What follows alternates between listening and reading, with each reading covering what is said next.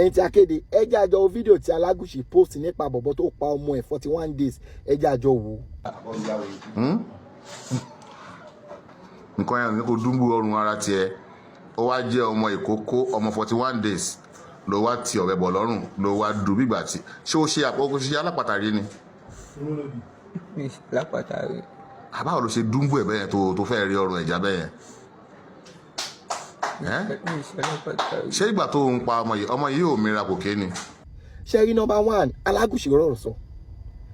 àwọn babaláwo gosef ló ń fún Alagusiy lọ́rọ̀ sọ ìdí rẹ̀ àti ìtumọ̀ ṣe rí níbi tí ayé dẹ̀ lajú dé ó yẹ kí àwọn babaláwo dẹ̀ ti ní association èmi mọ̀ wípé ẹni tó pa ọmọ 41 days yìí kò lè jẹ́ babaláwo but èèyàn mélòó lèèyàn fẹ́ máa ṣàlàyé fún ẹ̀yin babaláwo tẹ́ ń gbọ́ mi èèyàn mélòó lèèyàn fẹ́ máa ṣàlàyé fún pé eléyìí ó lè já dáhùn ṣe ni o òun ló fi wà bẹ́ẹ̀ o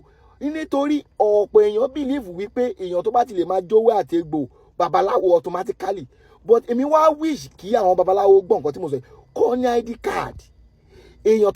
tó bá kárí èèyàn mọ́ lọ́wọ́ ọkọ̀ bẹ́ẹ̀ ID card ẹ̀ tó bá jẹ́ babaláwo ni àwọn máa tú sáwọn èèyàn lọ́wọ́ pé ẹni yóò ṣe babaláwo kọ̀ mọ́ ń pa àwọn nǹkan kan ni o tó jogún bá lágbolé wọn ẹlòmíì ò mọ̀ wípé nílẹ̀ Yorùbá wọ́n máa ń jogún bá oògùn babaláwo balógun onógùn tó gbọ́dọ̀ wà lọ́wọ́ ẹ̀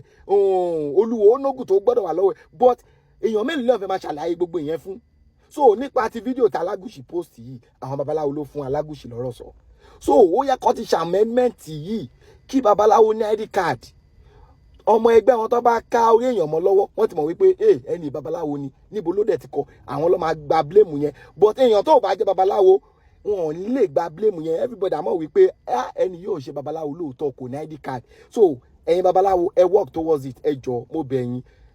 tó bá jẹ́ bẹ́ẹ̀ àwọn èèyàn bíi Alagusiy sì máa dìde létà o Alagusiy lẹ ṣì ń rí àwọn tó máa ju Alagusiy lọ ṣì ń bọ̀ tẹ́ ẹ bá ṣe nǹkan tó tọ́ ire o.